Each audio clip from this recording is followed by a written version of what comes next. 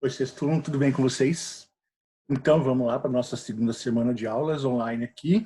A gente, na primeira semana, fez uma revisão, né, da matéria, de atividades para vocês. No nosso encontro de terça de manhã, na videoconferência, a gente fez uma correção das atividades, né? E agora vamos para a segunda semana de aula. Vai ser tranquilo, vai ser rapidinho, não vai ter muita dificuldade para vocês. A gente vai levando devagarzinho, com todas as dificuldades a gente vai superando, levando devagarzinho, vai ser bem legal essa aula hoje, tranquila para vocês. Vocês não vão ter tanta preocupação com ciência assim. Se vocês estiverem com dificuldade em outras matérias, aproveitem porque nossa exigência aqui não está tão alta ainda, a gente consegue levar na boa, tá? Então, a gente tratando aqui sobre a nossa segunda semana, começando com condições para a vida na Terra. Na apostila de vocês, isso está a partir da página 25, certo? Do que a gente vai falar aqui? O que é necessário para que haja vida no nosso planeta? Quais são as condições que o planeta reuniu para que surgisse vida aqui e essa vida, além de surgir, ela fosse mantida e desenvolvida, tá? Primeiro, para a existência, manutenção e desenvolvimento da vida em um planeta, ele deve atender a alguns requisitos. E nos estudos realizados até hoje, indicaram que a Terra reuniu algumas características para poder abrigar vida. Uma delas é a localização no sistema solar. O que significa isso? Significa que a Terra está a uma distância do Sol que permite que haja vida aqui. Ela não está tão perto nem tão longe do Sol. Se ela estivesse mais perto, aconteceria um problema. Se ela estivesse mais longe, aconteceria um outro problema. Que tipo de problema? A gente vai ver ainda. Tá? Por enquanto, é isso. Por enquanto, vocês precisam saber que a localização no sistema solar é importante para que haja vida na Terra. Porque a gente vai ver daqui a pouco. Outra é a presença de hidrosfera. O que é essa palavrinha? Hidrosfera. Hidrosfera é a porção de água no nosso planeta, ou seja, a presença de água. E é importante que essa água esteja em estado líquido. Água para o desenvolvimento de vida no nosso planeta, nas formas de vida como nós conhecemos, água no estado sólido, ou seja, gelo, e água no estado gasoso, ou seja, vapor, não servem, não ajudam para o desenvolvimento da vida. A gente precisa de água no estado líquido. Uma terceira questão importante é a presença de atmosfera. A gente precisa da atmosfera, porque ela nos é uma fonte de energia, como nós vamos ver detalhadamente mais à frente, e ela também nos protege. Então, precisou que houvesse uma atmosfera para que existisse o desenvolvimento e a proteção da vida, certo? Composição da atmosfera também é importante. Não basta só ter a atmosfera. O que é a atmosfera? É o ar que a gente respira. Então não basta ter a atmosfera. Precisa que a composição da atmosfera seja adequada. Ou seja, a gente precisa de determinados gases ali na atmosfera. Não adianta uma atmosfera existir e não ser boa. Também não vai ajudar o desenvolvimento da vida. E agora uma questão importante. Não basta uma ou algumas dessas características. A presença de vida na Terra exige todas elas, tá? A gente citou aqui 4 itens: a localização no sistema solar, a presença de hidrosfera, a presença de atmosfera e a composição da atmosfera. Todos esses itens têm que ser atendidos. Se um deles falhar, acaba a vida no planeta. Ou se um deles tivesse falhado lá atrás, não teria nem surgido vida no planeta. Podem existir inúmeros outros planetas por aí, por exemplo, tem 3 desses itens, 3 desses 4, mas o outro não tem. E aí nunca surgiu vida lá, tá? Não estou dizendo que a gente saiba de algum desses, mas é bem possível, dada a quantidade de planetas que existem por aí. Ok? Então, agora a gente vai estudar cada um desses itens separadamente, detalhá-los mais um pouquinho, certo? Então, em primeiro lugar, condições para a vida na Terra, a localização da Terra no sistema solar. Por que que é importante? Aquele primeiro que a gente falou, que a Terra não está tão longe e nem tão perto do Sol. Essa condição ela está diretamente ligada à necessidade da existência de água, ou seja, diretamente ligada a uma segunda característica, que é a presença da hidrosfera. Por que que ela está ligada? Todos os seres vivos que a gente conhece dependem de água para viver. Não existe vida na Terra sem água. Por que que eu digo que não existe vida na Terra sem água? A gente não sabe, a gente não tem certeza se existe vida em outros planetas.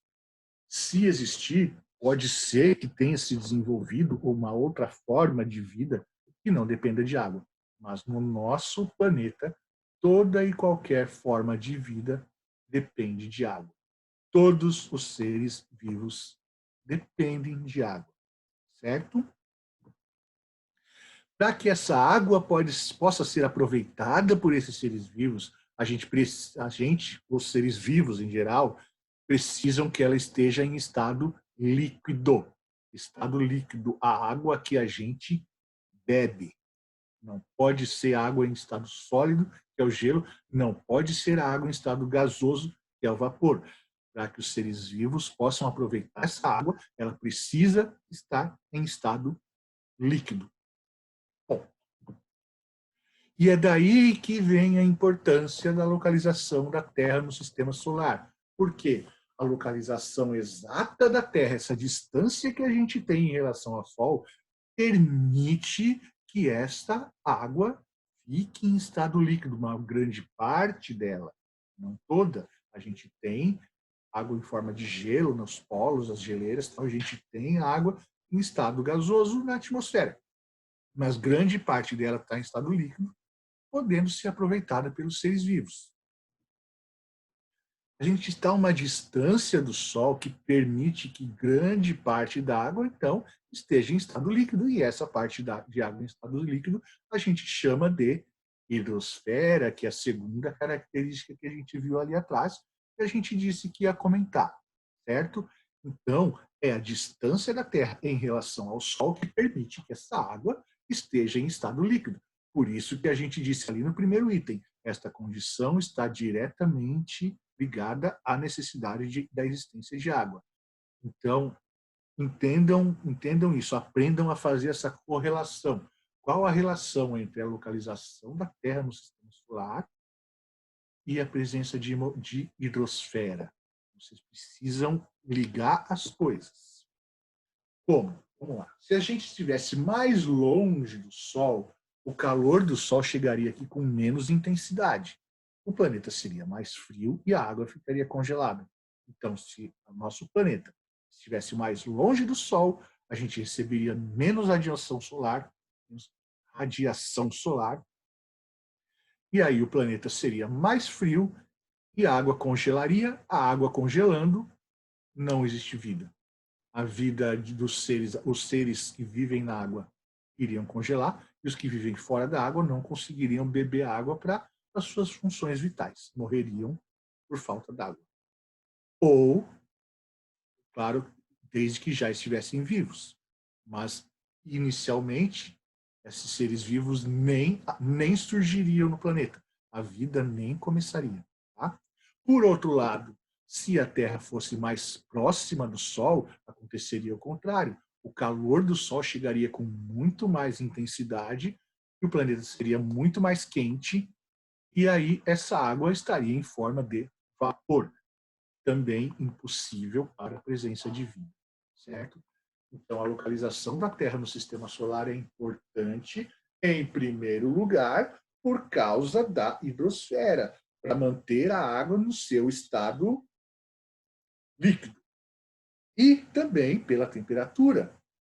A gente tem uma temperatura adequada para os seres vivos aqui no nosso planeta, E se a Terra estivesse mais longe, seria muito mais fria. Se estivesse mais perto, seria muito mais quente. Isso aí também altera toda a forma de vida que seria possível de existir, certo? Talvez nem existisse, muito provavelmente. Outra condição para a vida na Terra, presença de atmosfera.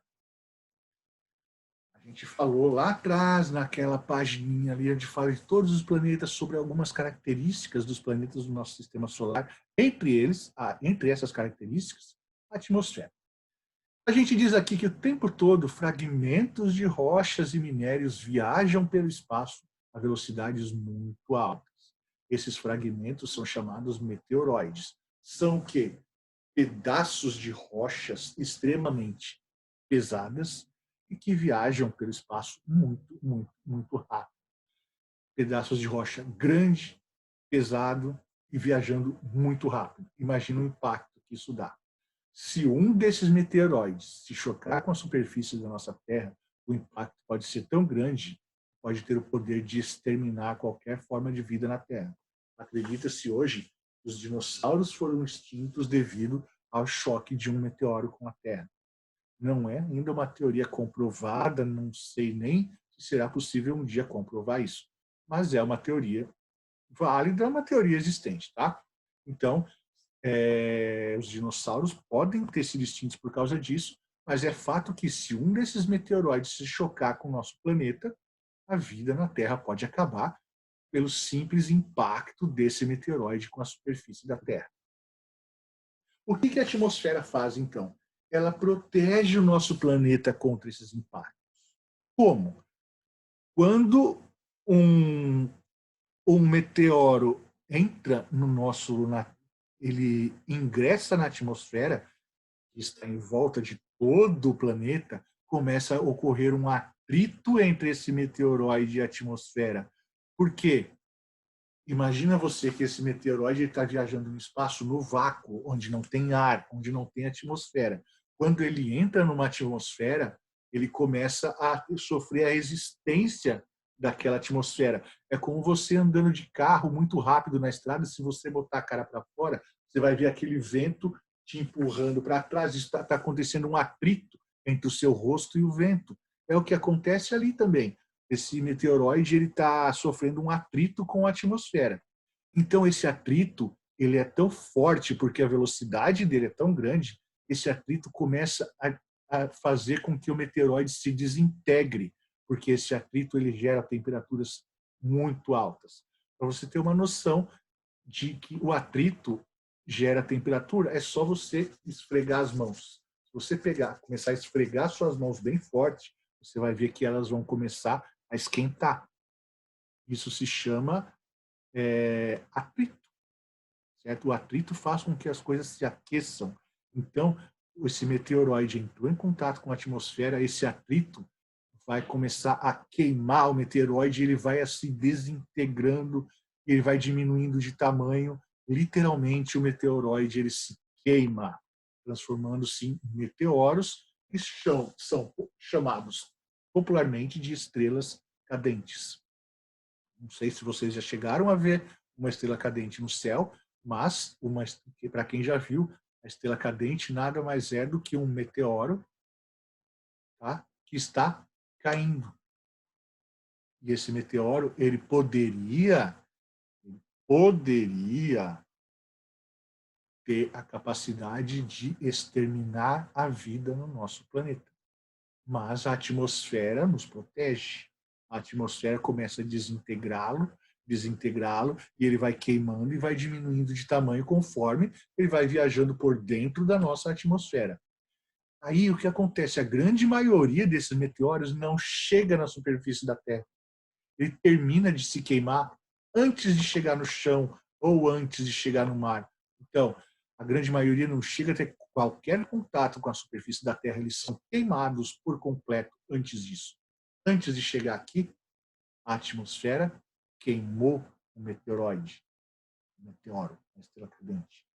Por isso, a atmosfera também é tão importante para a existência de vida. Nos protege desses corpos celestes que poderiam bater aqui e acabar com a vida. E a atmosfera funciona também como um filtro de radiação, protegendo contra a maior parte da radiação que vem do espaço, inclusive radiação nociva emitida pelo próprio Sol, porque o Sol ele não nos traz só coisas boas. O Sol ele traz radiações que são perigosas para os seres vivos. E a atmosfera ajuda a filtrar essas radiações. Nos protege também. Se a atmosfera não filtrasse tanto, a gente teria muito mais radiação solar, o Sol queimaria muito mais, talvez fosse muito mais calor. Tá? Então, a atmosfera serve também para isso, não só como um amortecimento que queima os corpos celestes que entram na atmosfera, mas também radiação solar nociva. A atmosfera ajuda a filtrar. Beleza? Próximo. Condições para a vida na Terra. Composição da atmosfera. Quero só comentar um negócio com vocês antes que eu esqueça.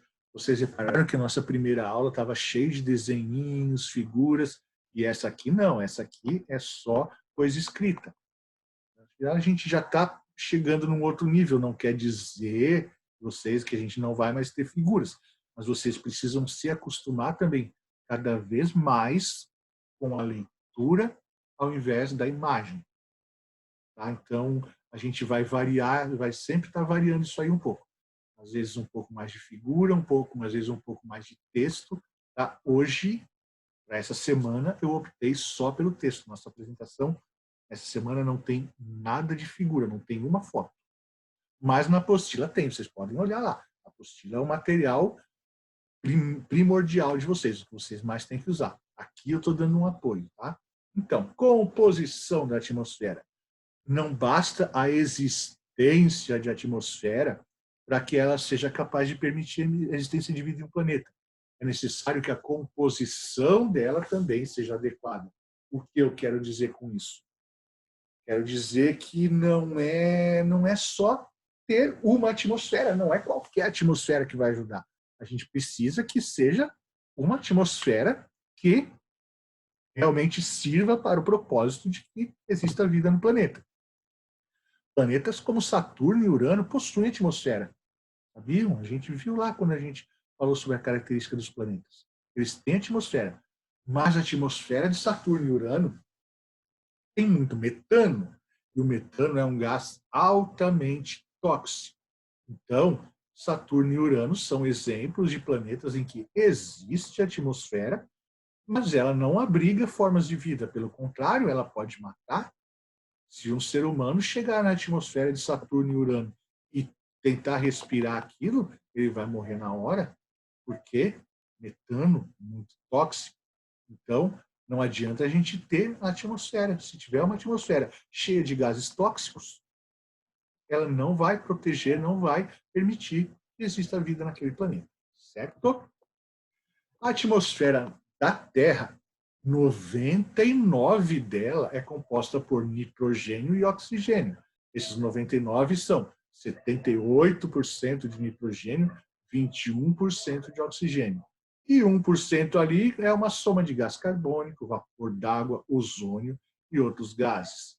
São gases tóxicos? Não, o gás carbônico não é tóxico, professor. A gente vai ver isso mais para frente. O gás carbônico é tóxico em concentrações maiores. Nessa concentração aí, dentro de 1%, o gás carbônico não é nem 1%. O gás carbônico está dentro de 1%, ali, daquele 1% junto com vapor d'água, ozônio e outros gases. Tá? Então, o gás carbônico é menos de 1%. Nessa concentração, ele não chega a ser tóxico para nós. Se você for respirar um ar com 50% de gás carbônico, aí ele vai ser tóxico. Tá? O nitrogênio não é tóxico, a gente também não tem muita capacidade de fixar, ou seja, quando a gente respira, a gente bota nitrogênio para dentro e bota para fora e ele praticamente não é utilizado pela gente. O nitrogênio é muito utilizado pelas plantas, mas aí as plantas pegam o nitrogênio do solo. A gente vai ver isso mais para frente no ciclo do nitrogênio. E o oxigênio a gente usa a maior parte dos seres vivos do reino animal usa o oxigênio. Já as plantas usam o gás carbônico. Isso que a gente diz agora. Desses gases, os mais importantes no processo de manutenção da vida são o gás carbônico, que serve como produção de energia para a vida vegetal, e o oxigênio para os processos respiratórios das formas de vida animais. Ou seja, os vegetais usam o gás carbônico da atmosfera, os animais usam o oxigênio. Mas eu fiz questão de colocar aqui. Isso está de forma bem simplificada agora, porque não é tão simples assim. Isso, só que não é ainda o momento. Isso vai ser explicado melhor e mais detalhadamente mais à frente no decorrer da nossa matéria. Tá? Mas, para o momento, é suficiente vocês saberem aqui. Os principais gases da atmosfera que a gente utiliza são o oxigênio pelos animais e o gás carbônico pelas plantas. No momento, isso não está errado, só está simplificado, certo? No momento é isso que vocês precisam saber sobre isso aqui. Tranquilo? Ótimo. Por último, condições para a vida na Terra, a presença de hidrosfera. A gente já falou sobre ela lá na parte de posição do Sol no sistema, posição da Terra no sistema solar. A hidrosfera é o quê? É a parte do planeta que é composta por água. Isso corresponde a aproximadamente 70% da superfície da Terra. 70% do nosso planeta aproximadamente é água, e a gente chama essa parte de hidrosfera. A água, como a gente também já disse, é fundamental para a existência de vida. Não se conhece nenhuma forma de vida que possa sobreviver sem água. Ah, mas eu consigo sobreviver um dia sem tomar água. Sim, consegue. Tenta 5 dias. Possível. Não tenta, na verdade, né? Falando bobagem aqui, não é para tentar, não. Bebam água todo dia. 2 litrinhos por dia, 2,5. Bebam água. Não existe vida sem água. Tá? Como vimos anteriormente, para que essa água possa ser aproveitada pelos seres vivos, ela precisa estar em forma líquida. Ela precisa ser na forma que a gente pode beber. Gelo ou vapor, água solidificada ou vaporizada, não estão disponíveis para serem utilizadas por nenhum ser vivo. Não estão disponíveis. Aí você pode dizer que, mas eu consigo usar gelo, eu consigo pegar gelo e chupar gelo e aproveitar. Acontece que quando você coloca o gelo na sua boca, ele começa o quê? A derreter. Aí ele é transformado em água líquida. Tá? Então, o que você está aproveitando, quando você coloca um gelo na boca, é água líquida. O vapor, como que você vai aproveitar? Não vai. Tanto que quando a gente respira vapor d'água. E a gente joga para fora o vapor d'água. A gente não aproveita. Certo? E essa condição, então, está intimamente ligada à posição da Terra no sistema solar. Por quê? A gente já explicou. Se tiver dúvida, pega o videozinho, volta lá onde a gente falou de posição da Terra no sistema solar. Certo? Já está bem explicadinho ali. Já dá para vocês entenderem legal. Tranquilo? Então, assim, a gente termina essa aula de hoje. Eu falei que ia ser light, eu falei que ia ser tranquila. E temos as atividades. Vocês vão fazer as atividades da página 26 e vocês vão fazer as atividades das páginas 28 e 29. Mas, presta atenção que tem uma coisinha aqui. As atividades das páginas 28 e 29 você não precisa me mandar agora. Deixa no LDI. Quando as aulas presenciais voltarem, aí a gente vai corrigir. Tá? Então, da 28 e 29, você não precisa mandar. Já as atividades da página 26, aí sim, você coloca lá na plataforma, entrega para correção dentro do prazo, ou seja, até a próxima terça, dia 12. Tá? Então, da página 26 é para entregar, da 28 e 29 é para fazer e deixar ali na apostila, não precisa mandar. Ou, de repente, a gente não... Talvez eu nem espere até o retorno das aulas presenciais, mas eu peço mais para frente para vocês me mandarem. Mas, por enquanto, me mandem a da página 26. Não quer dizer que não seja para fazer o da 28 e 29. Façam. tá?